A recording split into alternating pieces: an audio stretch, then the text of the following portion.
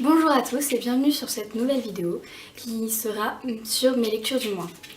Donc vous allez me dire qu'il est un peu tôt pour faire les lectures du mois puisqu'on est seulement le 20 mars, mais je suis aux prises avec l'Iliade d'Homère qui sera probablement ma dernière lecture. Donc voilà, je vais tout de suite vous présenter ce que j'ai lu ce mois-ci.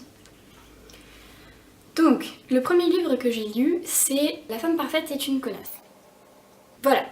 Alors c'est pas de la grande littérature, c'est pas un classique, hein. C'est plutôt une sorte de petit guide avec pas mal d'anecdotes marrantes. Donc pas mal de filles se reconnaîtront dans ces pages. Et d'autres peut-être reconnaîtront des mamans ou des amies dans ces femmes parfaites justement, ou qui se veulent parfaites. Du coup, moi je l'ai bien aimé. Ça m'a fait rire, ça m'a détendu, ça se lit en un jour. Hein. Ma maman a un petit peu moins aimé. Il y a des choses où elle a ri et d'autres où elle a trouvé ça un petit peu lourd, un petit peu inutile. Donc chacun son avis. Pour ma part, il m'a plu. Voilà, il fait 5 €, donc c'est la petite lecture comme ça dans les transports en commun où on se prend pas la tête. Je me suis reconnue dans certaines de ces pages, notamment avec la théorie du foutu pour foutu. C'est-à-dire que quand tu commences à te dire je vais prendre un pain au chocolat pour le déjeuner, t'es contente, t'as pris ton pain au chocolat, puis tu te dis je mangerai que ça de mauvais dans ma journée. Puis t'arrives au goûter et tu te dis je vais en reprendre un, enfin voilà, foutu pour foutu. Et aussi dans la théorie du pot de cacahuètes. Le pot de cacahuètes. Voilà, la théorie du pot de cacahuètes. Donc en gros, si le pot est à moins de 80 cm de vous, vous êtes foutu. Parce qu'il est trop à portée de main. Enfin bref. Voilà, donc c'est plein de petites anecdotes marrantes. Un livre sympa, pas cher, pas prise de tête, que je suis sûre vous pouvez peut-être trouver d'ailleurs chez vos amis, puisqu'il a fait pas mal de bruit, il a été bien apprécié par beaucoup de monde. Donc voilà. Ensuite, deuxième lecture du mois. Gone de Michel Grant aux éditions Pocket Jeunesse. Alors, je n'avais plus rien à lire, j'étais chez mon petit ami et il se trouve qu'il avait ce tome. Je sais que c'est un livre qui a fait beaucoup parler de lui, du coup je me suis dit pourquoi pas. Donc Gone, c'est l'histoire, je vais vous lire la quatrième de couverture comme ça, qui n'a jamais rêvé d'un monde sans adultes. Imaginez, en plein cours d'histoire, ils sont en train de prendre des notes quand tout à coup, plus de professeurs. Affolés, ils sortent de classe et se rendent compte qu'il n'y a plus aucun adulte. Comme s'ils étaient évaporés. En fait, tous les êtres humains de plus de 15 ans ont disparu. Plus incroyable encore, ceux qui restent développent des super pouvoirs, mais ils ne parviennent pas encore à les maîtriser. Cette aventure extraordinaire est arrivée à Sam, 14 ans, et à tous les enfants de la petite ville californienne de Perdido. Passé la première période d'euphorie, les enfants doivent maintenant s'organiser pour survivre. Qui va s'occuper des bébés et des malades? Comment trouver de la nourriture? Autant de questions vitales à résoudre en urgence. Sam devient malgré lui l'un des responsables de l'organisation, mais bien vite, il va devoir affronter d'autres chefs de bande aux idées beaucoup plus sombres. Alors, bon, j'ai plus de 14 ans, hein, mais j'ai bien aimé le principe de ces adultes qui disparaissent. C'est un petit peu plus compliqué que ça, donc ils disparaissent et en plus la ville est entourée d'une sorte de membrane qui les coupe du monde. Voilà, d'un dôme on va dire, qui les coupe entièrement du monde. L'écriture est très simple. J'avais un petit peu l'impression que l'auteur s'adressait vraiment à des enfants au début de la lecture, ce qui m'avait un petit peu ralenti à un moment. Les personnages sont attachants. Cependant, je suis sceptique. Voilà, j'ai des petits points noirs qui me troublent. Donc, la période d'euphorie où on se dit cool, il n'y a plus de profs, voilà, pourquoi pas. Ensuite, la période de désespoir où on se dit comment on va faire sans les adultes, assez bien traité aussi. Mais il y a des choses que j'ai pas compris. Donc on découvre un personnage secondaire qui a la bonne idée de s'occuper des enfants qui étaient dans la garderie et qui du coup sont livrés à eux-mêmes. Mais il leur faut 3 jours et l'arrivée d'autres personnes, enfin d'autres enfants qui étaient dans un pensionnat, pour avoir l'idée de faire le tour des maisons, pour vérifier qu'il n'y ait pas d'enfants encore seuls. 3 jours. Alors c'est peut-être parce que maintenant j'ai 21 ans que je pense comme ça. Moi ça m'a un petit peu choquée. Je pense que c'est une des premières choses auxquelles on pense, même si on est désespéré de ne pas avoir papa, maman, qu'on est tous tristes et qu'on a tous moins de 14 ans, je pense qu'il y a un moment où on se dit tous les parents ont disparu. Il y a des enfants qui sont tout seuls, il y a des bébés qui sont tout seuls. Voilà. Donc première chose qui m'a rendue un petit peu sceptique.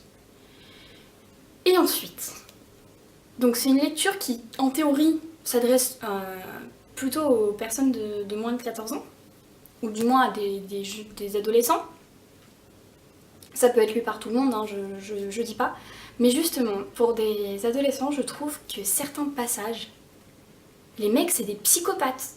Sincèrement, ils ont 14 ans, ils font des choses... Alors je dis pas que si des adultes se retrouvaient enfermés dans un truc comme ça et commençaient à développer des pouvoirs ou quoi que ce soit, ils auraient pas aussi tendance à devenir un petit peu comme dans le bouquin. Mais justement, c'est super malsain, ils ont 14 ans et ils font subir des choses à des gens de leur âge, voire plus jeunes. Voilà. Donc il y en a un, on nous l'explique par le fait que lui n'a pas de pouvoir, donc il passe par la force pour montrer un petit peu que c'est le boss. Parce que dans le fond ça lui fait un peu peur ses pouvoirs. Et aussi par le fait que de toute façon à la base c'est un psychopathe. Mais voilà. Donc faut pas s'attendre à ce que ce soit le monde des bisounours parce qu'ils ont moins de 14 ans. Non, moins de 15 ans.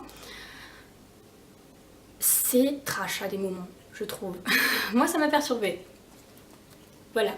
Il y a des morts, ils s'entretuent même. C'est un petit peu particulier. Alors vous pourrez me citer par exemple Battle Royale, Hunger Games ou quoi que ce soit, mais là c'est différent. Là on les force à s'entretuer. Là personne les a forcés à s'entretuer. Moi je serais plus pour l'entraide. Donc voilà. Donc sinon, ça c'était les points un petit peu perturbants de ce livre qui font que je me demande si je vais lire la suite, même si je suis assez attachée au personnage. Après, pour les points positifs, l'intrigue, notamment qu'est-ce qui s'est passé, pourquoi est-ce que tous les adultes ont disparu, voilà. Donc il y a un petit peu résolu dans ce tome, mais pas tout à fait. Parce que donc on comprend une part du mystère, mais on ne sait pas ce que c'est au final. Et surtout, la grande question, qu'est-ce qui nous arrive quand on a 15 ans? Est-ce qu'on disparaît ou pas? Je vous laisse lire le livre pour vous faire votre avis. Donc voilà. Alors Gone, c'est une bonne lecture. Si vous êtes un petit peu trop sensible et que des enfants qui sont trop dessus, ça vous fait flipper, c'est pas trop la peine. Si ça vous dérange pas et que vous vous dites pourquoi pas, allez-y. Voilà. C'est tout pour Gone. Ensuite, je suis allée traîner mes quêtes à la FNAC. Oui, ça m'arrive. Et dans la file d'attente des caisses, je suis tombée sur ce petit bouquin. C'est la couverture qui m'a attirée, donc c'est Soi de Alessandro Barrico, aux éditions Folio. Donc la couverture m'a attirée. Ceux qui me connaissent savent que j'ai une grande passion pour l'Asie, en particulier le Japon. Donc j'ai lu la 4e de couverture. Ce que j'ai trouvé drôle, c'est que ça a été écrit par un auteur italien, mais l'histoire se passe entre la France et le Japon, avec des protagonistes français et japonais, forcément. Alors, ça parle d'un homme, Hervé Joncourt, qui a pour travail d'aller chercher des œufs de verre à soie. Donc ça se passe en 1860, à l'époque justement des soieries et compagnie. Et le problème c'est que il y a une maladie qui touche ces œufs, une sorte d'épidémie. Et la plupart des œufs sont pas bons, sont mauvais, ça donne rien. Du coup il va en Orient, donc en Égypte et compagnie, pour se procurer les œufs, mais finalement la maladie atteint aussi ces pays-là. Et un des protagonistes de l'histoire, qui au final est un peu le maître de son destin à chaque fois, l'envoie au Japon, enfin lui conseille d'aller les chercher au Japon. Et là-bas, il fait donc la rencontre d'un chef de village japonais, puissant, Et surtout la rencontre d'une étrange jeune fille qui est européenne, qui est une sorte de serviteur de cet homme, une compagne, mais qui est européenne. Alors bon, vous allez me dire oui, pourquoi pas, non. Sauf que à l'époque, le Japon venait seulement de se rouvrir au monde extérieur, puisque pendant 200 ans ils ont fermé leurs frontières à toute visite extérieure, même chinoise. Ils s'étaient vraiment recentrés sur eux. Donc la présence de cette jeune fille, qui d'ailleurs ne parle que japonais, est complètement... c'est un mystère. Et il est troublé par cette jeune femme, et à chaque fois qu'il a l'occasion de retourner au Japon, il est très troublé. Voilà. Et apparemment la réciproque est vraie. Alors, ce livre fait 6,20 €. Il est tout petit, il se lit vite. Et comment vous dire? Voilà. C'est encore plus petit que ça. Parce que comme vous pouvez le voir, toutes les pages, il y a des gros blancs comme ça. Je sais pas pourquoi, c'est un choix d'édition. Mais voilà. Juste la petite chose à propos de ce livre, c'est si vous êtes un petit peu jeune et dérangé par l'amour physique, on va dire, je vous le déconseille. C'est plus une tension qui s'installe entre les personnages, mais il y a quand même un passage purement érotique, voire selon les personnes pornographiques. Donc autant être prévenu. C'est pas à mettre entre toutes les mains. Mais sinon c'est une agréable lecture, moi j'ai beaucoup apprécié.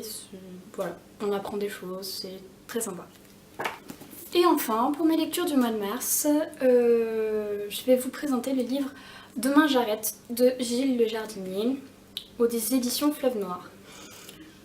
Donc c'est un livre qui a fait beaucoup parler de lui, parce qu'il est assez drôle, on va dire.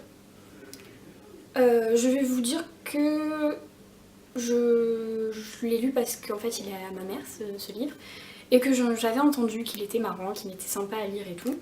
Seulement la 4e de couverture me faisait pas spécialement envie. Bon, ça avait l'air sympa mais pas plus. Je l'ai attaqué en me disant on verra bien. J'étais moyennement emballée. Et puis alors déjà ça commence par une fille qui va à la fête de divorce d'un ami à elle.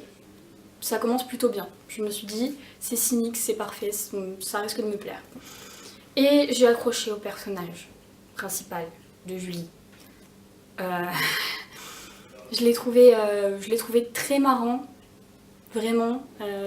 J'ai eu du mal à croire que c'était un homme qui avait écrit ça, parce qu'il y a certaines petites maniaqueries féminines qui sont très bien décrites, qui sont... Comment dire, je sais pas si vous le faites. Alors c'est peut-être pas juste féminin, mais je pense que c'est surtout les filles qui font ça. Où vous vous dites, si ça marche, ça va marcher. Si j'arrive à faire ça, j'aurai ce truc, ou je vais réussir à obtenir cette chose. Ce genre de petites manies un petit peu bizarres qu'ont les filles. Voilà. Donc à la fin, il y a un chapitre de remerciements où on comprend que c'est un homme qui a été très entouré par la gente féminine, et que c'est peut-être pour ça qu'il peut se mettre aussi facilement dans la peau des filles. Mais vraiment, j'ai été bluffée. J'avais du mal à me dire que c'était un homme qui écrivait. C'est très drôle. Je me suis pris des fous rires. Je vais pas vous spoiler. Mais c'est très drôle. C'est le genre de lecture que je pensais lire en moins de 3 jours. Enfin, je pensais le lire super rapidement. Mais je l'ai fait durer. C'est pour ça que j'ai pas plus de lecture à vous présenter. C'est parce que je l'ai fait durer, je l'ai savouré. Quand des fois il y a des petits moments un peu durs dans sa vie, ça c'est rigolo. Ça détend. Et voilà. Et j'ai été très attachée au personnage d'ailleurs.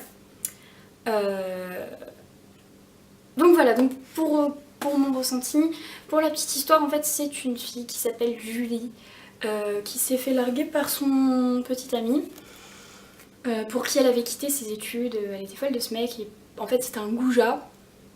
Donc elle s'est fait larguer par lui, et elle le vit moyennement bien. Et un jour vient s'installer un mystérieux voisin qui s'appelle Monsieur Patatra, enfin Ricardo Patatra. Et elle rigole du nom, et elle se dit, je le connais pas mais il a un nom exquis, c'est génial. Et pendant plusieurs jours elle est obsédée par cet homme qu'elle n'a pourtant jamais vu. Donc voilà, et elle le rencontre alors qu'elle a sa main coincée dans la boîte aux lettres de Monsieur Patatra pour essayer de récupérer une lampe torche. Ça commence à décrire un petit peu le personnage, un petit peu fou-folle, toutes les femmes ne sont pas folles comme elle, toutes les femmes ne vont pas faire des trucs stupides comme ça. Et la question de ce livre, c'est pour qui avons-nous fait le truc le plus idiot de notre vie et quel est le truc le plus idiot de notre vie. Enfin, voilà, vous avez compris. Donc comme je vous l'ai dit, j'ai beaucoup ri à cette lecture. Il y a des personnages secondaires très attachants aussi. Et qui font l'entièreté du roman. Après, bien sûr, ça parle d'une histoire d'amour. Donc si vous aimez pas les comédies ni les romantiques, c'est pas pour vous. Parce que c'est drôle et il y a de l'amour, donc voilà. Pour la fin, certains, je pense, ont été déçus de comment tourner la fin. C'est trop mielleux, trop gentil, trop tout. Mais d'un côté, c'est normal. On va pas vous dire que le mec c'est un repris de justice alors qu'il a l'air parfait. Voilà. Je sais pas quoi vous dire de plus. À part, lisez-le, si vous avez envie de rire. Voilà. J'ai pas lu les autres, j'ai vu qu'il en avait sorti plein, pareil, où il se met à la place d'une fille, j'ai pas lu les autres. J'ai peur d'être déçue. J'ai peur que lui m'ait énormément plu et que les autres ce soit un peu rengaine ou que ce soit pas la même chose, quoi. Donc voilà. Je crois qu'on a fini avec les lectures du mois. Donc comme je vous l'ai dit, je vous ferai probablement une vidéo spéciale sur ma dernière lecture du mois de mars qui sera probablement l'Iliade d'Homère. Ça fait peut-être pas très envie comme ça, mais je me dis que ça peut être sympa de vous en parler et peut-être de donner envie à certains de le lire. Peut-être. On verra bien. Voilà, voilà. Ah, je voulais aussi vous poser une question. Je vous la pose en vidéo, comme ça on verra. Je ne pensais pas faire de book haul sur cette chaîne, c'est-à-dire vous montrer mes achats mes achats livresques du moment. Mais j'ai un petit peu craqué mon slip, vu que c'était le mois de mon anniversaire, donc déjà j'attends un cadeau d'anniversaire qui est un coffret de livres. Et je me suis offert un petit peu des livres aussi. Pas bien. Du coup, je me demandais si ça vous intéressait de voir ce book haul ou si vous préférez découvrir juste les livres au fil de mes lectures. Voilà, c'était ma petite question. Vous pouvez y répondre sur Facebook, en commentaire sous cette vidéo, vous seriez adorables. Sur ce, je vous dis à bientôt dans une prochaine vidéo et je vous fais plein de bisous partout, parce que je vous aime. Au revoir.